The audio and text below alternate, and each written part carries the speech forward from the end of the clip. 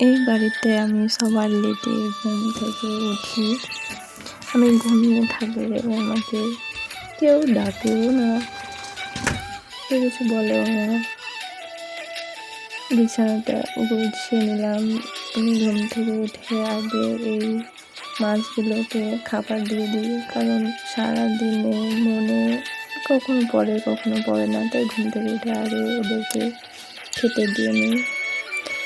বাড়ির সব জানালা একে একে খুলে নিই, যাতে সূর্যের আলো ঘরের মধ্যে প্রবেশ করতে পারে। এই যে গন্ধরাজ ফুলটা কালকে রেখেছিলাম আমি, এর গন্ধে সারাটা ঘর মরমর করছে। চটপট ফ্রেশ হয়ে নিলাম।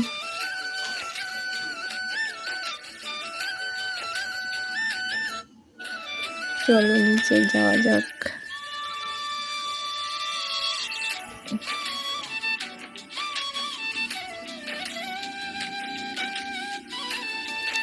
মাকে জিজ্ঞাসা করছি আজকে কি রান্না বান্না হবে।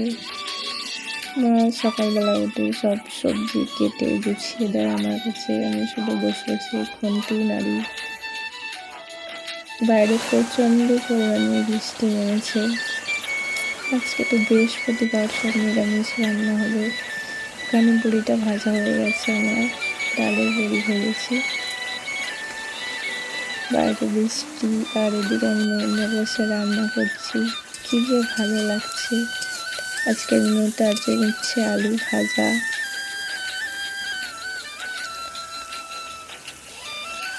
নিজেদের বাগানের লাউ আলু দিয়ে একটা নিরামিষ তরকারি হবে। এদিকে আমার উচ্ছে ভাজা হয়ে গেছে, লাউয়ের তরকারিও হয়ে গেছে।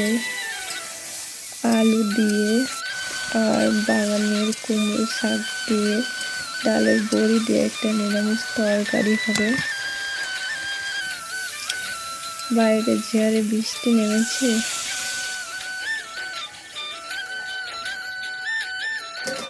এদিকে আমার রান্না প্রায় শেষের দিকে।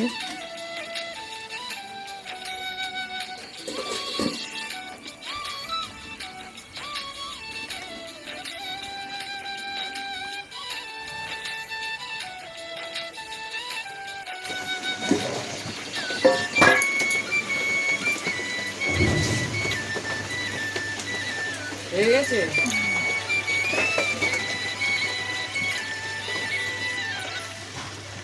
দেখা ও উনুনে বসা শাক কটা ভেজে ভেজে নি,